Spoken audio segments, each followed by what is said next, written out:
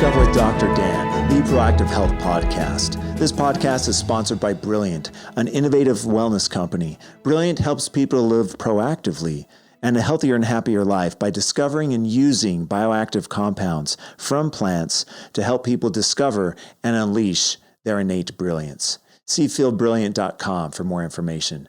So we're delighted to have you on the show with us today, Lisa. The SkinBoss, so exciting. And our listeners here are in for a treat. So why don't you tell us a little bit about your background, how you got into skincare? Yeah, I mean, I went to esthetician school about 20 years ago when that wasn't my path at all. I thought I was at BYU working in business on a business degree. And then I thought I'd take a break. And this was really interesting to me because I wanted to study beauty, but more at a deeper level. Okay.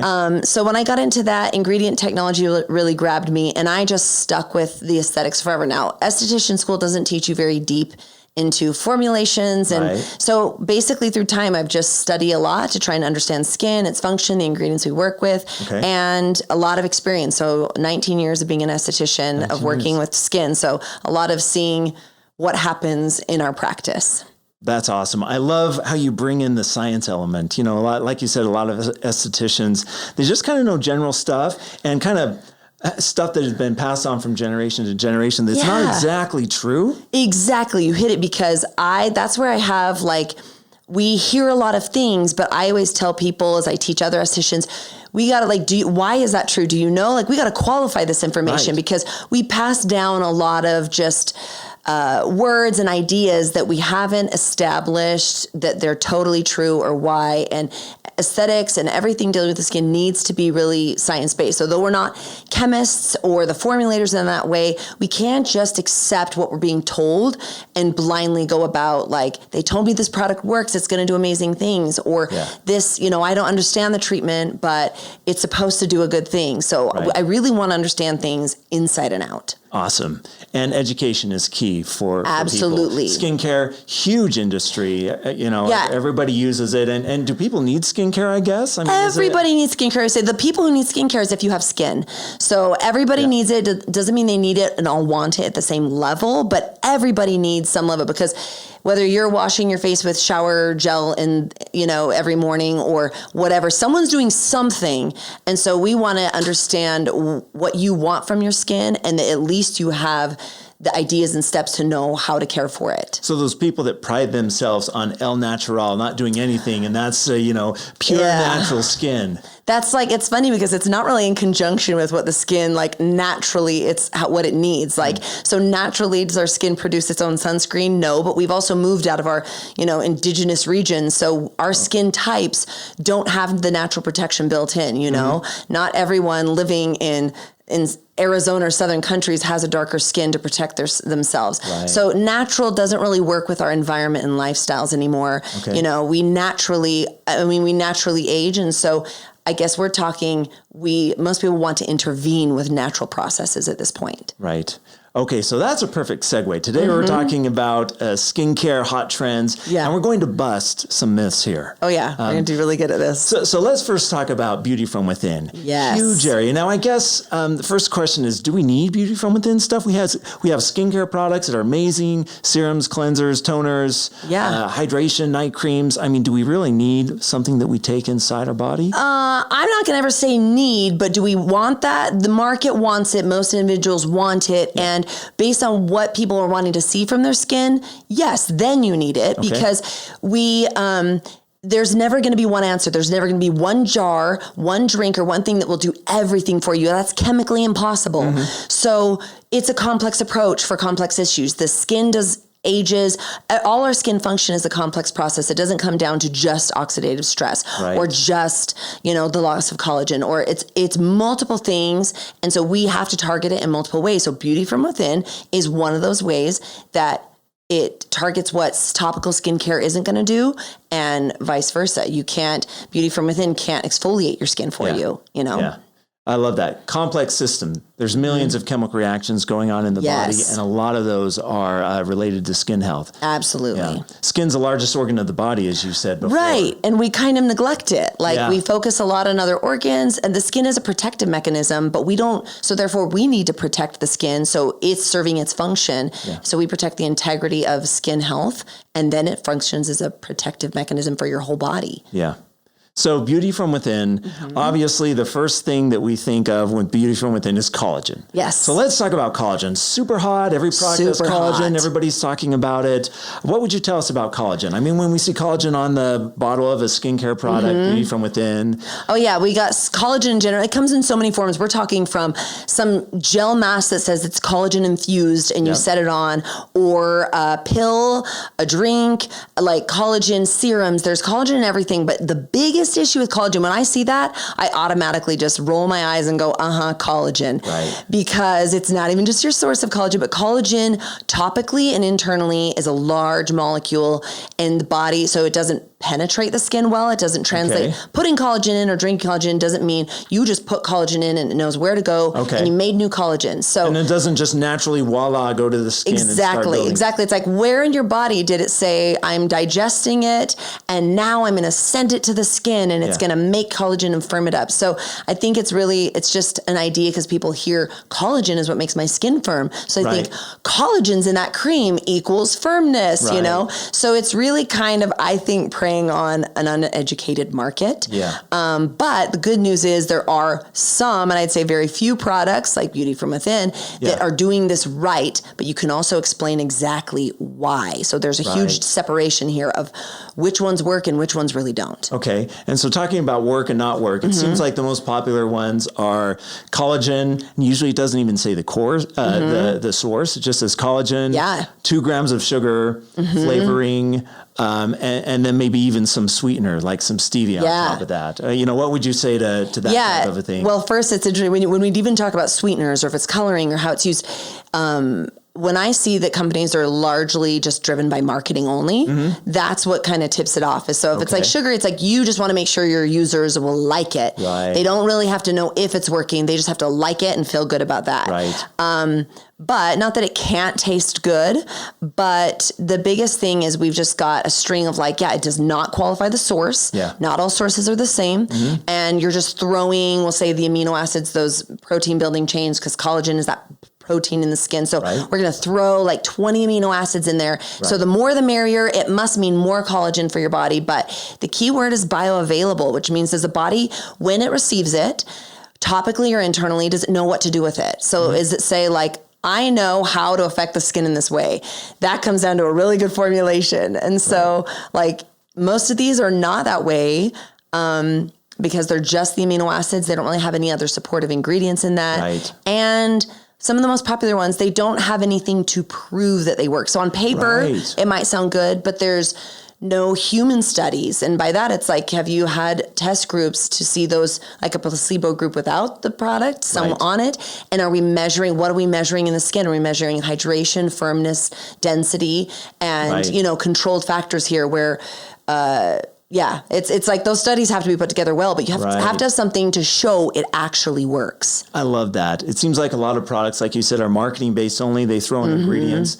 They don't really test them that it really works in their formulation. A lot of times they just assume it works. Yeah. And people talk about synergy. Like you said, the more the better. Yeah. But you can have synergy, 1 + 1 = 3, but you can also have negative synergy. So it's interesting that people just throw formulas together and they expect them to work or to work better than something else that's out there. Right. So if you've got science to prove it versus like you found a pretty model with a face to say, I use this and therefore it works. That's one test subject, which you don't even know all her variables. Like, is she using other products that actually caused her, more increased moisture? So just hearing one personal positive experience of saying, I tried this and my skin was better ever since. This has to come down to it has to be science-based. You have to have something to measure it. Right. Again, to really qualify that it's working. So when it comes to skincare products, let's talk about pine bark extract. That's one that, people maybe have heard a little bit. I bet most people haven't heard about it. I don't think most people have. It's newer, but we're seeing pine bark extract is going to improve like the quality of elastic fibers. Now, elastin only makes a smaller portion of what's in the dermis, that lower layer. Collagen is 70% of it. Elastin's smaller, but it's very important because with time, those elastic fibers are just stretching, and that's what it gives the resilience to the skin. So pine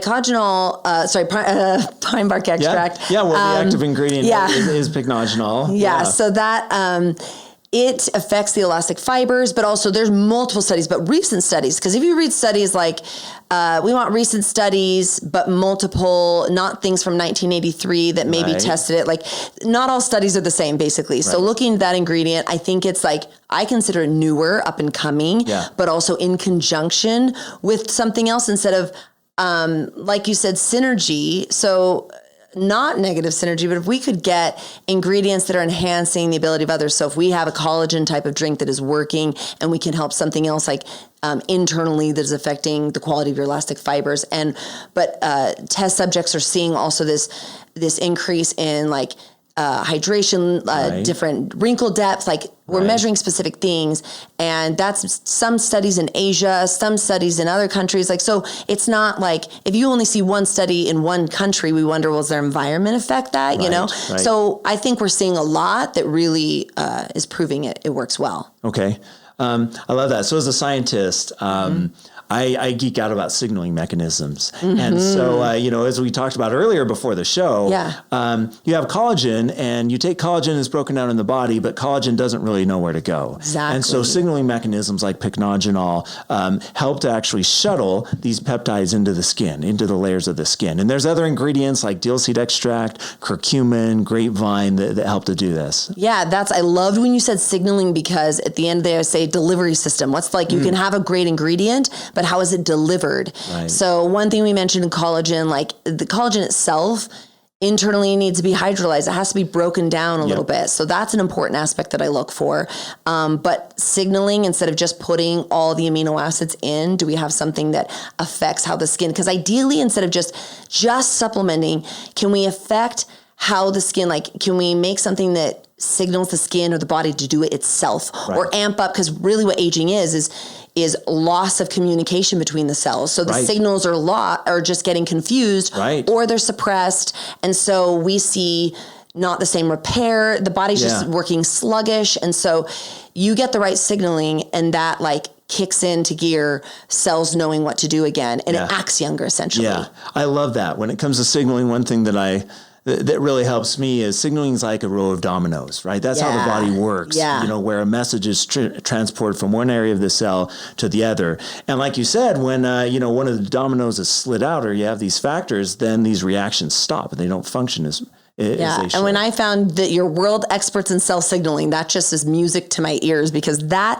I think is the key part that a lot of, we'll say, companies are missing in supplementation and in the beauty industry in general. That really has to be a part of it. Right. Yeah. We assume that signaling's working, but we can put in fancy ingredients, but if the signaling mechanisms aren't in play, then it really doesn't do Exactly. anything. I love it. Fantastic. So let's talk about microneedling. Microneedling is a big thing right now. There's stuff going back and forth. It's good. It's bad. It's great. It repairs the skin. It's bad. You're just puncturing your skin and having a red face for 3 days. Right. So that's good, because this is all collagen related, because the number one tagline you'll see on microneedling is collagen induction therapy via controlled wounding.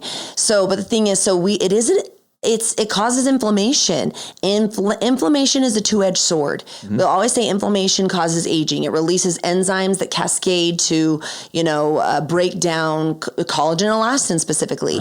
But on the same hand, inflammation signals wound repair. So it's the same way our bodies are smart. And if you have some injury, it's really amazing that our bodies know how to repair it. So because we are alive, the only time you stop producing collagen is when you're dead. But because we're alive and our bodies produce collagen, that's one of the signal process. Now, there's a big difference between, let's say, someone who microneedles at age 30 versus age 70, because your cell signaling is not happening in young and quick at 70 as much as it is at 30. So the other thing, I talked to a group of students last week is I said, trick question, what age do we stop producing collagen? Now, here's one of those things we talked about earlier, that things are passed down and it's the wrong information. They raised their hands. They said age 25. And I said, Okay, false though, because we never stop producing collagen. We produce it at a much slower rate after about age 30, but we also intrinsically lose 1% of collagen a year after age 30. So we're not technically on the upside of it, but we're not stopping production. So whether it's we take a supplementation internally that helps our collagen production, there's things topically that will influence collagen production, and then microneedling would be your treatment, a method to stimulate the process of wound healing. Okay. So when I say controlled wound healing, I qualify controlled in a few ways. Okay. It's also the amount of time. When I've heard practitioners say they're doing 10 microneedlings, we space them 4 weeks apart, but they're doing 10 in a row. That's way too much inflammation. We don't want the body, the skin in a constant inflammatory process. So I limit it down to, we might stop at 5, or we might put something else in between. But I don't even perform those treatments unless they have everything behind it to support it, that their lifestyle supporting it. Because if it's someone who doesn't wear sunscreen, not a chance. Right.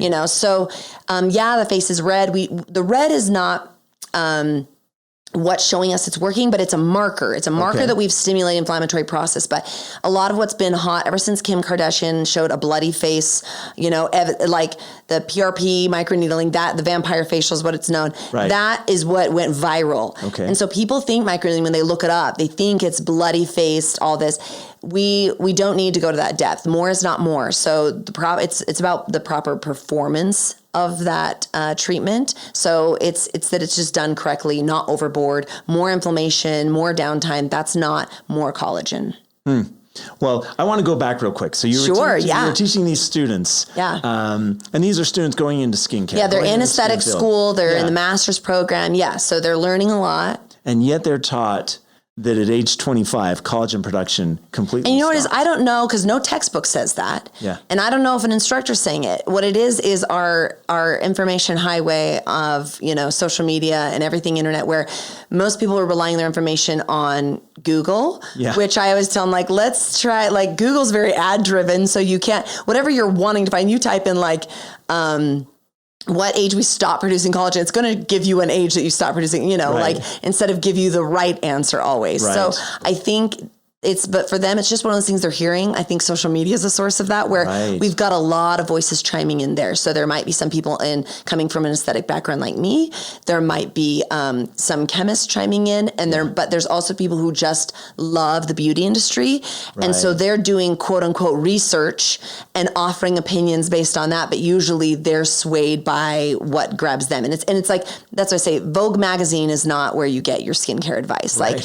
Magazine that's not giving you science-based. That's about sensational titles and things that will grab you. The whole point is they need to sell something that grabs people. Right. So it's not really science-based. But that's where we're hearing all this stuff. So people recycle that information. Yeah, interesting. It's crazy how things get passed down and there's no science behind it. So that's why we like to myth bust, right? That's right, exactly. That's why we're here. So microneedling, we talked about that. So another thing that people might have heard is Hifu. It sounds like some form of martial arts. Right, I know. It totally does every time we Hifu? mention it. So it stands for high intensity focused ultrasound. Okay. So the great thing is these are alternatives. They're new methods instead of just microneedling is one way that we can for induced collagen production. And so Hifu uses, instead of going through the skin, so microneedling uses, they're micropunctures, they're little needles on a treatment head, and they're puncturing into the skin. Okay. And so you're reaching a certain depth. Usually we get kind of that dermal epidermal junction, which I should clarify. When we say microneedling, those derma rollers are not the same thing. Okay. They don't have the same depth.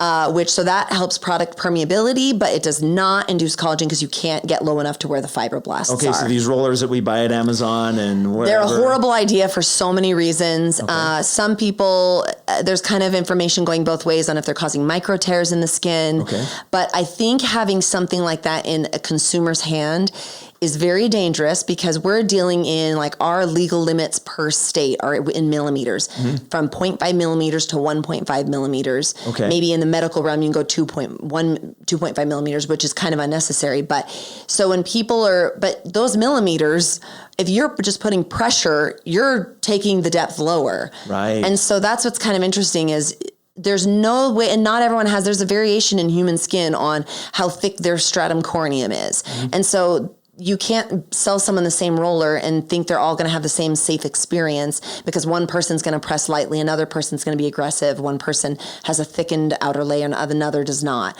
So they're really just not a safe idea. Also, most people, we use disposable needles, tips. And so these are easy to contaminate, and having something that's not completely sanitized, we never re-enter needles in the skin that they can dull. So there's so many factors that just make them essentially dangerous. Okay, so when you go into a licensed esthetician, someone who knows what they're doing, it's not the we're Wild not West. rolling. It is standardized. Right. Absolutely. So that's what we have. We have parameters on the depth we're working in, how we prep the skin. We're numbing the skin, or it'd be excruciating. Right. So we're numbing the skin, but also there's certain people you can't numb. You shouldn't be doing this on pregnant women. So we're controlling the whole process, wearing gloves, very particular about what goes on after, because another wild thing some people do in my world is put a chemical peel on after. But those peels, they are not meant, they are formulated at a specific pH to start from the top of the skin and go down and dissolve the glue between the cells and cause this forced shedding.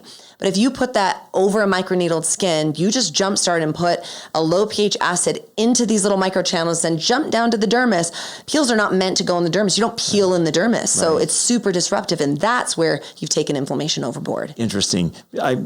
From what I've seen with people that have done it, that chemical pill seems to be standard among a lot of people. A lot of people do it. It makes no logical scientific sense, because that's operating the idea of more is more. Like really got to hammer your skin to get results. Interesting. So back to Hifu. So yes. Yeah.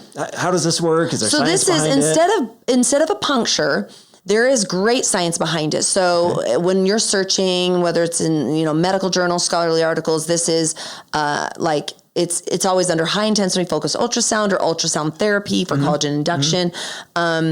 There's been machines out there that have existed for the last 20 years. Like Christy Brinkley's a big fan of one. She endorses one of them. Right.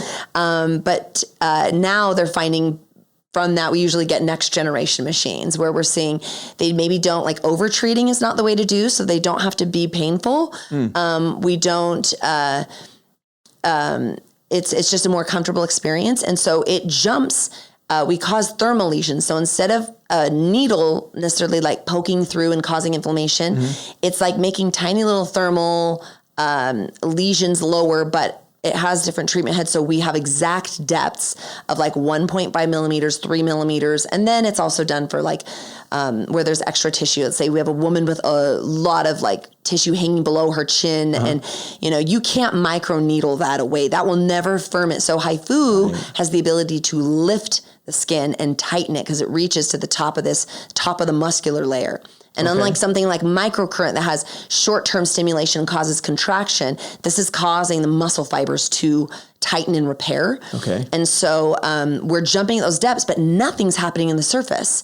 So people are feeling a little something, but they walk away and you can't tell they did anything. So that's the benefit is, but it's tricky because if people don't come away looking like they've been dragged behind a car, they think, did it work? It's like, what does it take? You develop processes or products that become smarter where we don't have to have the same downtime or injury to the skin. That's the ideal. And that selfie doesn't work when you want to show that. So they want to show, they think it's evidence that the treatment must really be working if they look crazy after, but there's no topical abrasion to the skin whatsoever. It's non-invasive. So that's why it's become a good option, because we're not seeing that. So it's very limited on what kind of inflammation's involved. Okay. Wow. So between Hifu and microneedling?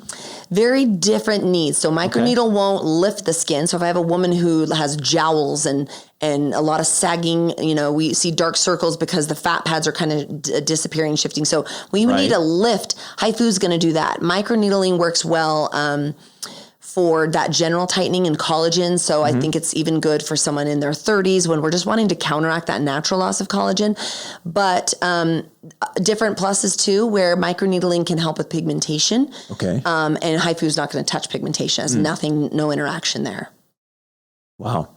Very cool. I've learned a lot with this. Yeah. I know. There's great therapies out there. Awesome. So let's now go to diet. Diet is kind of polarizing. A lot of people are saying, eat this, eat that, eat berries, don't eat berries, eat salad, eat chocolate. What do we know about nutrition and beauty? Okay, so I'd separate that in a couple of things. Nutrition and beauty is that you can, and I talk to clients all the time, you cannot have like really a bad diet and neglect your body and nutrition in general and have amazing skin. Like you can't topically override that. But on the same hand, you can't eat so well and do nothing for your topical care of your skin. Like it has to be both parts. So truly healthy skin needs nutrients from the inside, but everything we take internally. So when we talk about vitamin C serum, some people say, oh yeah, I'll take vitamin C. Right. But there's studies that show you can take an extraordinary amount of vitamin C, like more than the average consumer would or should take. Okay. And after, if they're taking it every hour, only tiny traces started to show, and there was a peak and then it was a drop off. Yeah. It's not really coming in the skin, because the reality is, so that's something that needs to be done topically, but your body needs vitamin C. Your body needs all these essential nutrients, but your skin's the last to receive it. So it's the same principle when we say hydrate your skin. People go, oh, I know, I need to drink more water. And I'm like, yes, because if you actually were super dehydrated, your skin's going to look dull and lackluster and kind of, it doesn't have that volume and bounce, but you can't hydrate your skin internally only, because your skin's the last to receive everything, the nutrients. It's going to distribute everywhere else, and the skin kind of gets it last. Okay. So we have to have both. There is an effect on other processes. So the biggest thing I would say is foods that are considered inflammatory. So anything that causes inflammation in the body is going to affect all of it, all your organs, and the skin is, as we said, the largest organ. So your skin will be affected by inflammation as well. So let's say we have foods that are high in the glycemic load, and their sugars, so they're processed, refined, higher sugars overall. A lot of that raises the insulin that then secretes, for some females, more testosterone, and so they break out.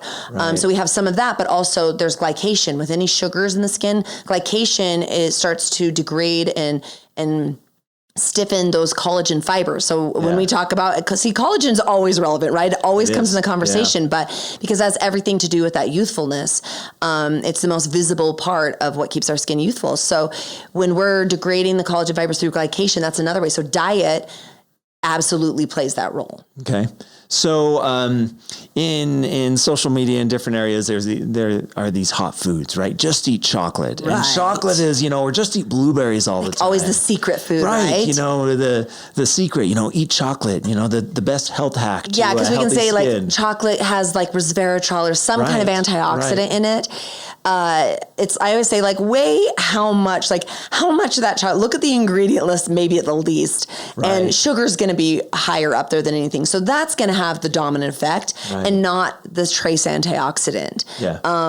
Berries though, like any superfoods that are just nutrient dense, colorful foods, absolutely great for the skin. We need antioxidant protection from the top, and we want it from within, because the naturally happens in the body every day, but also our environment introduces so much more. It's oxidative stress. That's aging to the whole body and skin. Nice. So that's interesting. When you're talking about sugar, a lot of people are like, well, low glycemic, low carb diet in order to lose weight and whatnot. But you're saying that it has a big effect on skin health as well. Yeah, on the skin, it's the processes it ticks off. It's the domino effect. So it's that no matter, a lot of women, I see mostly that younger generation wanting to like outplay, like they don't care about their diet, but they think I'm going to compensate by just doing this. So I had even an older client who would say like she would go tanning, but say, I just use repair cream. So my skin stays firm and young. I'm like, it is like essentially for every one step forward you got from good products or whatever you're drinking, you did 10 steps back. So you cannot overcompensate for that kind of damage. So you can't outrun a bad diet. And it has nothing to do with weight loss, where it doesn't mean if you are thinner, your skin's going to be better. Like if you exercise more, you're going to combat the aging effects. Like exercise, all that, those affect like the musculature, which is important for the skin, but diet is mostly about it's glycation, it's how it plays into the hormones, and what then it's tripping up. So that release of cortisol and stuff like that. Okay. I want to switch to another fun topic. So there was a celebrity, very well known, that on his show, he talked about ceramides. And he said ceramides are, quote, facelift in a bottle. And after that, ceramides went crazy. The sales went through the roof. So what about ceramides? This is insane because it's like, oh, this person, I was like, they should know better based on other qualifications, but it also shows you the power of like, they get the right person to say it and everyone automatically believes. Like nobody looks to say, I wonder if or how. That just shows you how we play with people's trust, you know? Right. So that's why I'm deep into wanting to ensure and prove what we do say, endorse is right. So ceramides have no ability to make the skin like to lift. They have a very limited, they're important. So our ceramides make a part of our lipid structure, the barrier of the skin. So we refer to the barrier a lot. That is a lipid barrier to protect its permeability. So it makes our skin like when we can go swimming and not swell up with water everywhere. Like if our bodies, it makes them waterproof essentially. So it's really important also on keeping water from just evaporating out. So from getting, we could say toxins or other harmful things, pollutants that can get into the skin. So it's what comes in, what comes out. But ceramides, they're tricky because think of them just like as these nice, we'll say oils, but supplementing ceramides only affects the barrier of the skin. It has no ability to affect anything lower like collagen. So if we talk about lifting, that's a collagen elastin, everything that resides in the dermis. Ceramides don't touch that. And let's say somehow we even found some weird way to get them in there. You injected ceramides.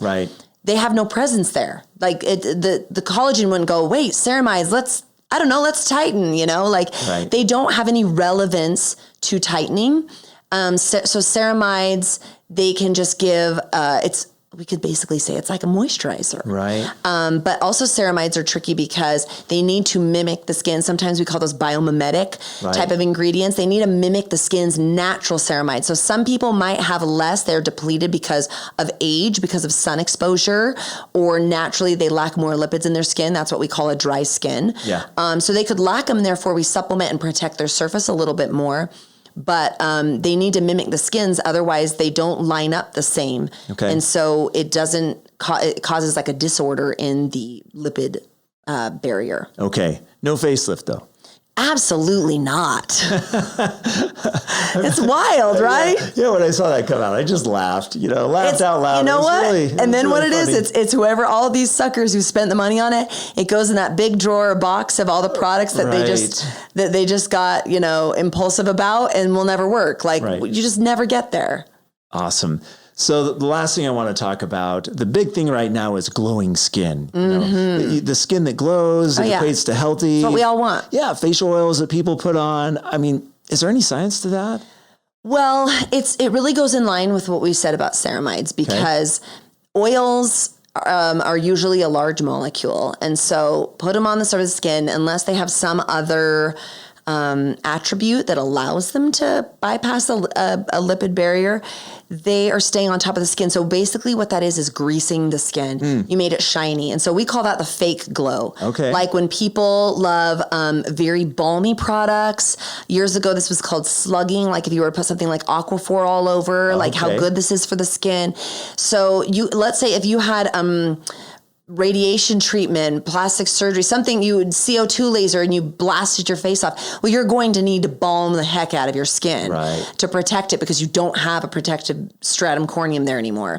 But the idea of everyone just putting oils on, oils are so limited they're just supplemental like a ceramide and they need to have a purpose. So what I see is a lot of oils where we have like jojoba oil is close to like the skin's oil, that sebum. So that becomes a common carrier. And then people say, oh, frankincense is good for healing. And they dump frankincense. And lavender is calming.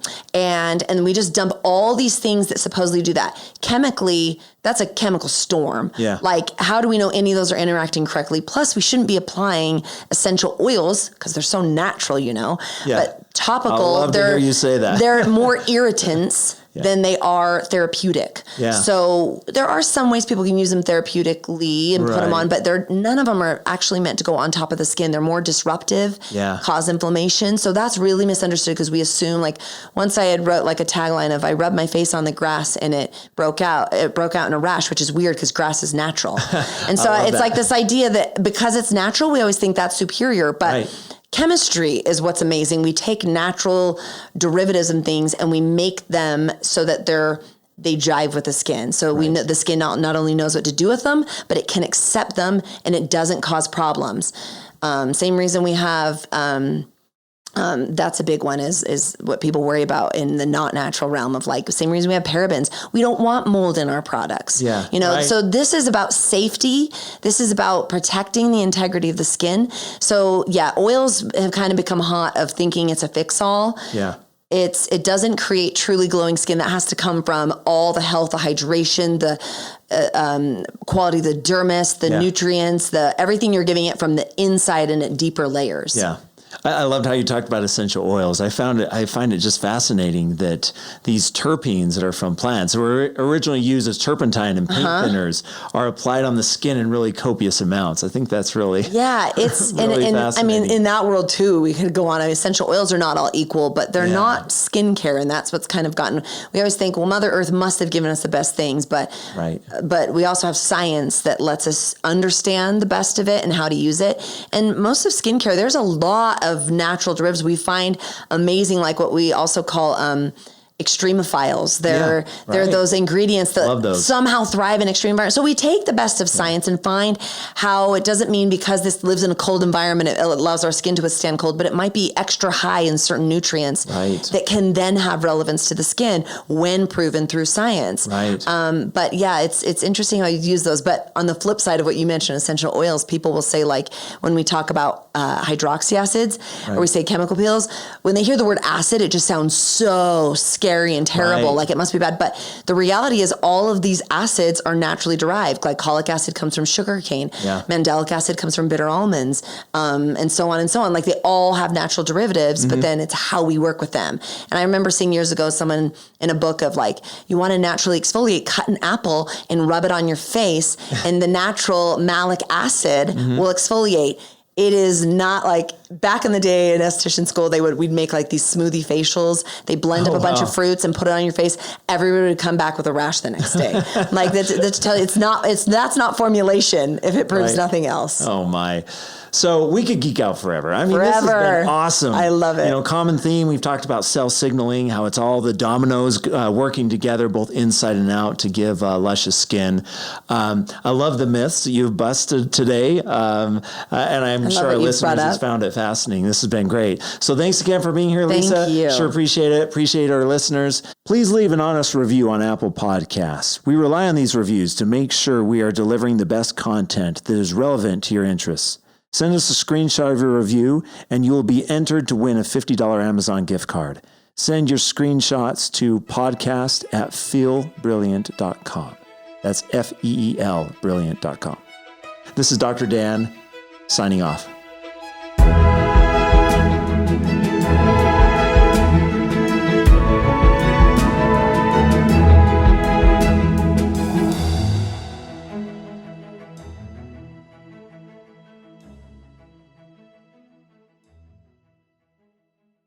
The information presented by guests in this podcast is their sole opinion and in no way represents the views of Discover with Dr. Dan, the Proactive Health Podcast, or Brilliant. This podcast is for informational purposes only and does not replace professional medical care. Please consult with your medical doctor before making any changes in your lifestyle.